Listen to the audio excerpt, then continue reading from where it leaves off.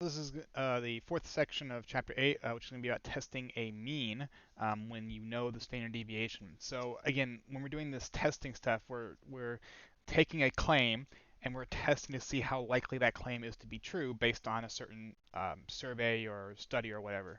Um, the last video we tested about population proportion. So we tested, claims that a certain percent of the population did or agreed or did not do this.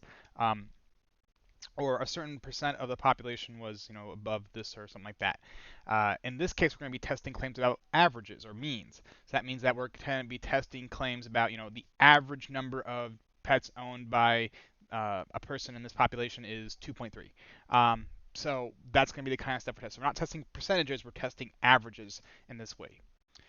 Same rules apply though, so same requirements are needed in order for this stuff to be accurate. So I'm not necessarily going to go through all these again, but these are the three main rules that our data has to follow. So we're going to assume that all this stuff is true unless otherwise stated for our problems.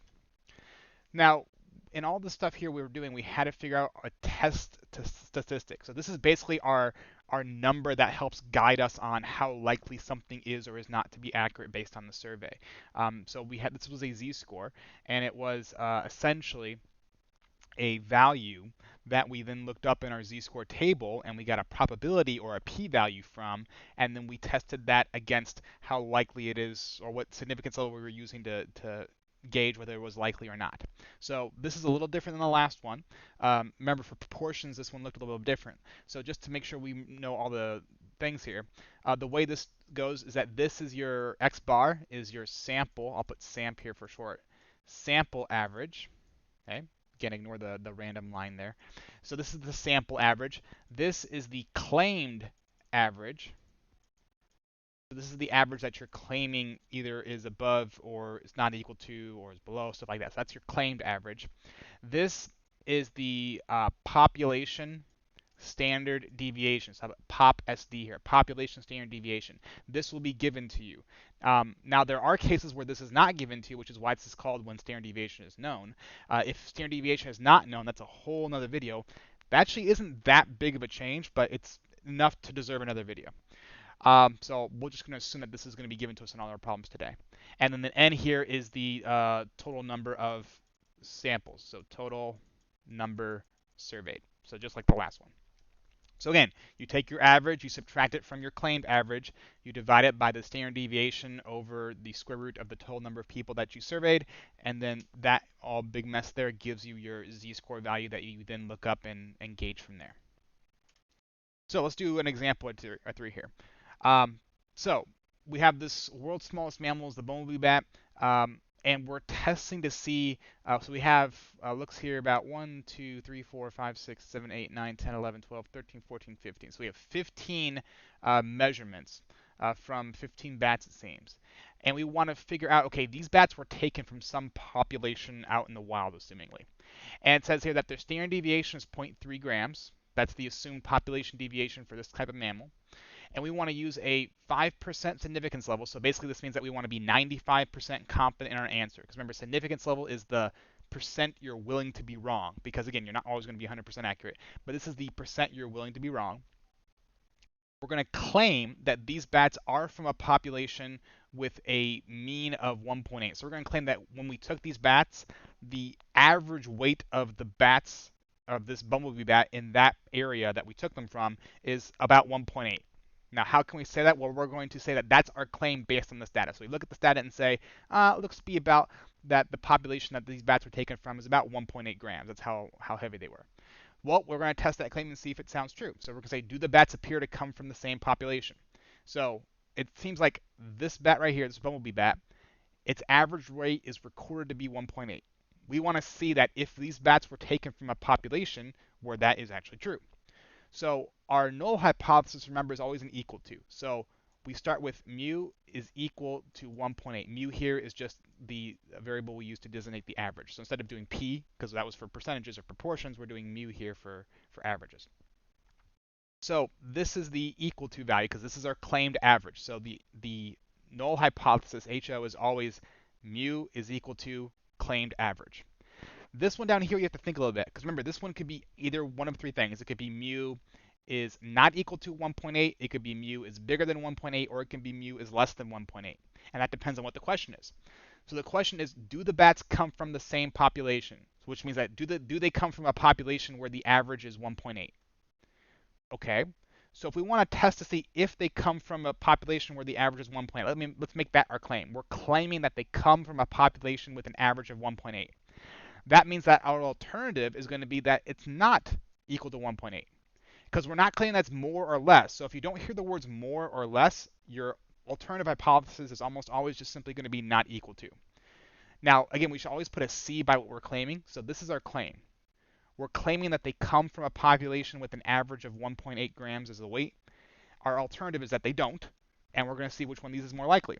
So remember, if the p-value is bigger than your alpha,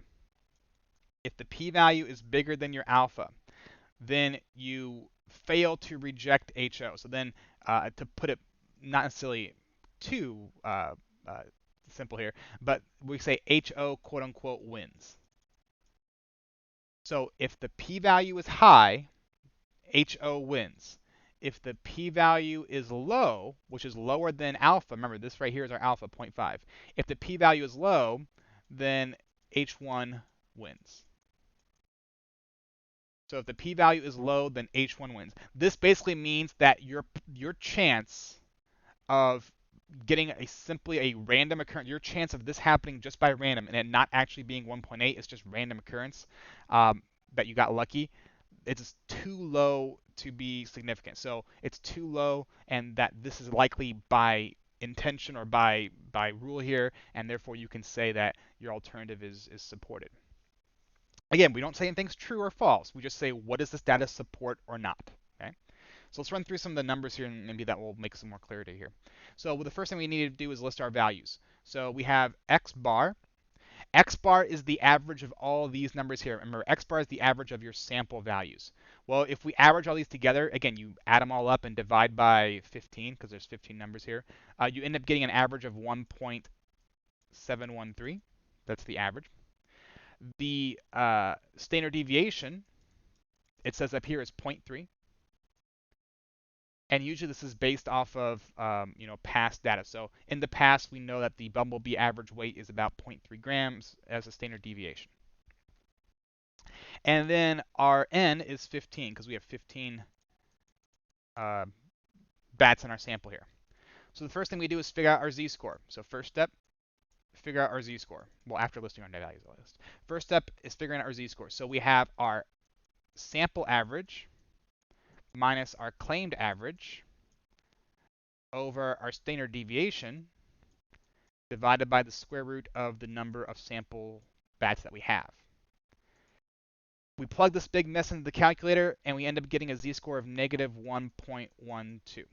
So first step is just getting your test stat. This is my z-score. This is my test stat. All right, so next what I'm going to do is I'm going to take this z-score and change it into a p-value. So remember, the p-value is simply taking this z-score, going to your z-score table, and looking up what number inside here that represents. Remember, these are all probability values. This is the probability of getting a z-score that low or high. So we look up negative 1.12. So here's negative 1.1. Here's the 0.2 column. So negative 1.12 would be right here at 0.1314. So if we go here, this would be 0.1314. Now this is not our p-value that we're going to use because we have a two-tailed test. So this is going back to what we kind of talked about in the last video. One of the last things we did is that, remember, there's three types of tests. There's a right tail test when H1 is bigger than something. There's a left tail test when it's less than something. And then there's a two-tail test when it's not equal to. So for a left tail test, you don't do anything because, remember, our z-score chart by default is left tail. Our z-score chart by default gives you the chance of getting this value or less. If you wanted a right tail test, you would take your p-value and minus it from 1, and that will give you the right side of the z-score, which is what you do for a right tail test. For a two-tail test, which is what we have here, because we're not equal to a value, we want to check to see if it's not only more or less, we want to check to see both, whether it's more or less. That's what not equal to means. Not equal to means you're either less than it or more than it, so it's two tails. So if it's a two-tail test, what you do is you have to double it. So you double this here, and you get 0.2628. And this is the p-value that we're going to be using to check against my alpha. That's my PV there. So again, the reason I double it is because this is the probability of getting negative 1.12 or less. I also want the probability on the right side of getting positive 1.12 or more. And luckily, because z-scores are symmetric, I can simply double this value, and that will give me both the left and the right side. Okay. So two-tailed test, you double. So two-tailed test, you double. A right-tailed test, you subtract it from 1. And a left-tailed test, you do nothing. Remember, by default, the z-score tables are already left-tail. So now that we got our p-value, we go to step 3, which is comparison. So we compare the p-value to the alpha. Remember, our alpha in this case is 0.05 because that's our significance level. So 0.2628 is definitely bigger than 0.05. Okay, so now we have to interpret. So we got all our data, now it's time to interpret. What does this mean? Well, if the p-value is bigger than alpha, that means that HO wins. So in this case, we wouldn't say HO is true. Again, we rephrase this very carefully. We say that we fail to reject HO. So basically what this means here is that there is not enough evidence from this data to reject this claim, to reject that the average population for these bats, the average weight for this population of bats is 1.8. Because that's what HO says. HO says that the average weight of these bats population is 1.8. And our probability is high enough that we cannot reject that initial claim. So what this says here at the end here is that since that was our claim, we're going to say it supports our claim because our claim was HO. Okay? Because it says, do the bats appear to come from the same population? Well, yes, because our claim is supported that the average weight is 1.8, and therefore, yes, that's our support. If our claim was do the bats come from a population that has weight that's not 1.8, so if we claim that their average weight was not 1.8, then we would say it does not support the claim. We'd still fail to reject HO, but we'd say it does not support my claim. So again, like I said in the last video, these two statements right here are independent of each other in some sense. Fail to reject and reject has nothing to do with whether you support or not, in that you can fail to reject and support, and you can fail to reject and not support. It just depends on what your claim was. This one depends on which one is your claim. This one depends on what your p-value is doing. Okay? And then again, you have to use that to interpret whether your answer to the question is yes or no. In this case, yes, because we claim this. We're asking that question. Yes, it does. Let's do one where we have a right tail test, okay? Just so you can see the difference in that. So we have a software company giving a test of programming ability. Now, this doesn't give us the list of data, but it does give us the points that we need here. So it says here, 25 applicants are randomly selected. So that means my N is 25.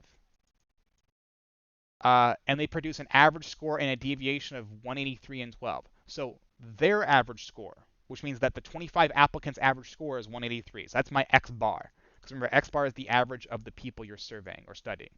So 183. And it says the standard deviation is 12. So I'll put SD is 12. I should probably use the sigma here because that's what the symbol for standard deviation is.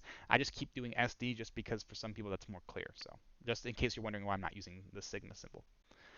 Using a 0.05 significance level, test the claim. Okay, so here's our claim that this sample comes from a population with an average score of greater than 160. So right there, my claim is that it's greater than 160. So I'm actually going to go straight down here and say, okay, my claim is that the average is bigger than 160. Now, how did I know that went down here for H1 and not up here for HO? Well, because HO is always something equal to something. HO in this case is always mu is equal to something, which in this case is going to be equal to 160. Okay? So again, HO and H1 always have the same variable and they always have the same number. It's just that HO is always equal to, because that's your baseline. You assume that it's no different. You assume that it's just equal. Your alternative is that it's not. In this case, it's not on the high end. It's above the norm. So HO is kind of like the norm in that it's all equal. H1 is the non-norm in that it's either above or below or simply not equal to, which is both, like we did in the last example. So now that we have this set up, oh, we have to make sure we label our claim. So our claim is that it's greater than 160, so we're going to put a little C down here because that's our claimed statement. All right, claim. So let's go ahead and figure out our scores here. So my z-score, that would be my sample average minus my claimed average over my deviation over the square root of the number of applicants, which in this case was 25, or the number of applicants I surveyed or studied. And then this ends up being about 9.583 repeating, which is a pretty high z-score. Now, again, this makes sense because remember, our z-score is basically a measure of how far above or below you are from the average. So if the average that we're claiming is 160, or not claiming, but if our base average is 160, and these people scored a 183 on average, that's a pretty big leap here. So our z-score should be pretty high because 183 is pretty far above 160, even with a deviation of 12. Or think about it this way.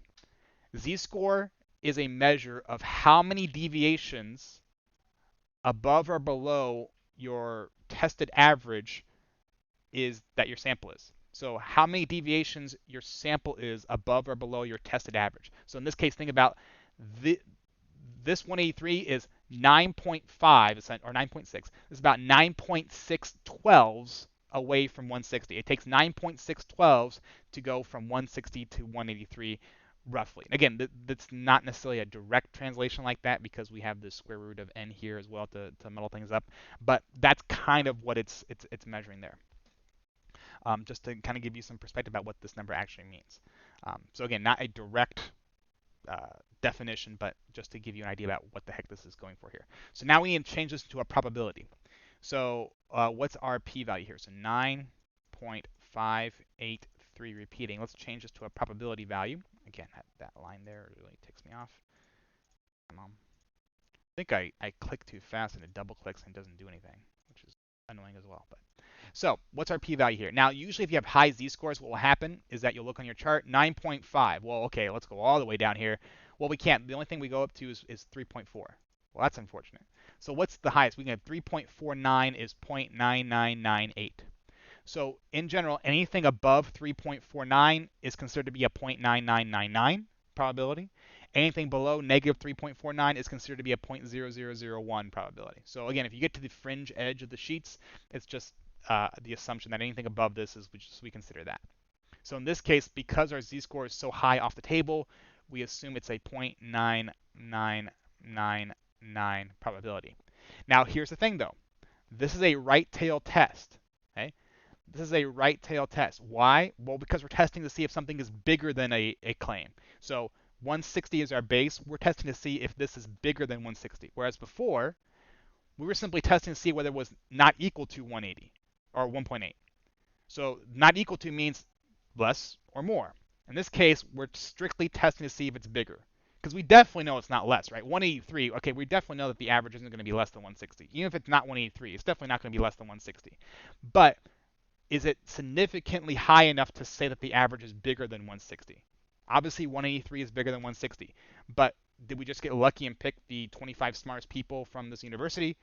Or is that actually representative of the university as a whole? That's what we're seeing. Is this high enough to say that it's representative of the university as a whole? So to do that, since it's a right tail test, we have to do 1 minus 0.9999, and we get 0.0001. So this is only for a right tail test that you do this. You don't double it like for a two tail test, because you're only doing one tail. You don't need to double it. But you do need to subtract it from 1, because as I said before, your z-score tables are already set up to do left tails. These are all left tail p-values. To get right tail p-values, you do 1 minus it to get the other end of the spectrum. Because remember, the entire thing under here is a probability of 1. So if you have this much probability and you subtract it from 1, then you get the other side. So right tail test, always minus it from 1. Not 1 minus, or not that minus 1, but subtract it from 1. So your probability value should never be negative. You should never have a negative p-value. Just make sure you get that straight. So now we compare. So my p-value is 0.0001. My alpha is 0.05. By looking at this here, I definitely see that my p-value is less than my alpha. So p-value is definitely less than alpha. So what does it mean if the p is low? Well, if the p is low, that means HO is a no-go. So that means that we reject the null. We reject HO. If P is too low, you reject HO. Again, too low being lower than your significance. Now, does that support or not support our claim? So if we rejected HO, that means that it's going to support, this data is going to support the H1. So in this case, H1 is my claim. So if it supports H1, then it supports my claim, and that's what we're going to write. Supports claim. So the actual question here was, does this sample come from a population with an average of more than 160? Well, in this case so far, based on this survey, yes, we can say that the average score for programming ability from students in this university is going to be more than 160. Okay? Because we took 25 people, their average score was 183 with a deviation of 12, and running this test, we determined that that was significantly high enough to claim that the entire university probably has an average programmability score of more than 160. Now, if you want to run this again and say, okay, what if the job requires you to have a programming score of 180? Well, you would run this exact same test again, except you swap out 160 with 180. That's what companies and stuff do when they do these types of tests here, is they pick a value that they want to hold their employees or prospective employees to, and then they claim and test their claims against that. Let's do one for a left tail, and then we'll end it here. So this last one here is a little bit more medical. We have 14 students, let's say they're pre-med students or whatever, they're testing the blood pressure of one patient. So we have one patient getting their blood pressure tested 14 times by 14 different peoples, and these are the results. And we have the standard deviation of a blood pressure is 10 units. I'm not a medical person, so I'm not actually sure what to say there. I think in millimeters for hectograms or something like that. I'm not even going to try there. So the standard deviation for blood pressure is 10. And again, this is probably based on medical surveys that were done in the past or whatever, that the average human has a standard deviation for their blood pressure of 10. Using a 0.05 significance level, test the claim that the average blood pressure for this person is less than 140. And since their hypertension is defined as having a blood pressure of 140 or more, so using our conclusion, can we assume that this person does not have hypertension? So there's a lot of questions there. Let's take it one at a time. Let's first just test this claim here. Claim that the blood pressure for this person is less than 140. All right, so HO and H1, let's get those written down first. So the claim is that it's less than 140. So remember, less than means an H1 thing. Remember, H1 is always less than, more than, or not equal to. So the H1 here is less than 140. The HO is going to be equal to 140. Okay? So, and this is my claim here, claiming that it's less than 140. So put a little C there. So let's gather my data here. So X bar is the average of all these blood pressures. So these are the 14 blood pressures that we got from this person. We average them out, and we end up getting 133.93. I did this ahead of time just to save some time here. So 133.93 repeating. Okay? Again, average is just adding them all up and dividing by the number of numbers. So in this case, we have 14 students. So add them all up, divide by 14. There we go.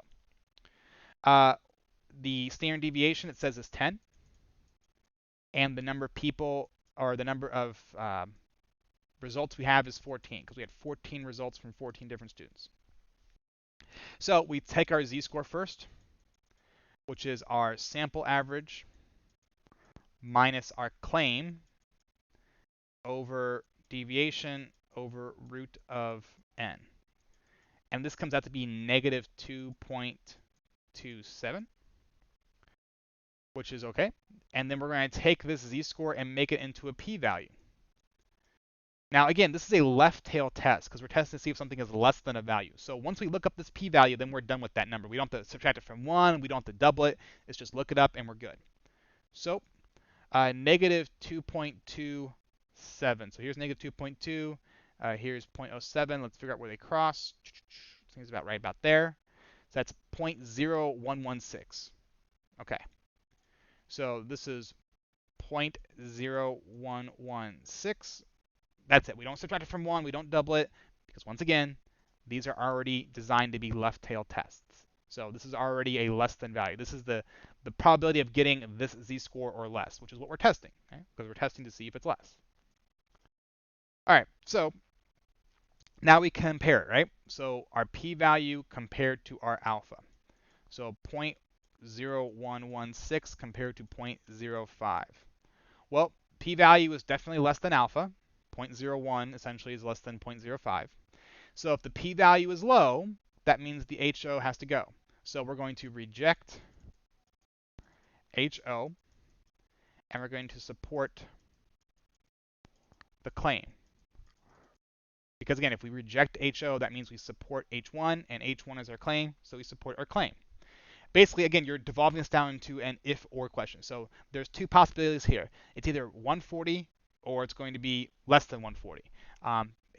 Again, there's not enough evidence here to support that's more than 140. The only one that was more than 140 is 150 and 144 and 143, which aren't that far off from 140 anyway. So again, we're testing to see if it's less than 140 because that was our assumption there, our target there.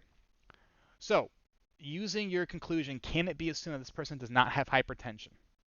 Well, our claim was supported, and our claim was that the average blood pressure for this person was less than 140. Well, if their average blood pressure is less than 140, and hypertension is having 140 or more, then yes, we can assume that they do not have hypertension. We can assume that this person does not have, I guess we see high blood pressure, all right? Because, based on the data, even though that 1, 2, 3 times they measured to have high blood pressure, right, out of 14, that was not enough to assume that they have high blood pressure, even though they got it 3 out of the 14 times. Which, again, makes sense, too. I mean, if you take it 14 times and the vast majority of cases you're less than 140, you can probably assume you don't have high blood pressure, even though you might get worried about this 150 here. But, maybe he was nervous or something. Who knows? So, again, that's something that happens in the medical field, too. If you want to test how accurate a device is even. So if you have the device, you use the device, you measure whatever you're measuring on the same person, 10 times, and see what the average value is there, and see kind of how the range of the device's accuracy is. So you don't have to necessarily do this with just students either. So anyway, that's it for this video. It should feel like very similar to the last one, especially once you get past the z-score value, because everything from this point on, taking your z-score, make it into a p-value, doing the 1 minus the doubling bit, and then comparing it and getting your claims here, that's all the same as the last video. The only thing that's different is that the formula is different and what you're looking for is different. So you have different variables you're looking for, in this case the average rather than proportion, and their z-score formula is a little bit different, but the overall interpretations, I would say the meat of the problem is actually pretty much the same. So again, keep with practice and it should be all right. Hopefully this video helped you out. Have a good day, night, or afternoon.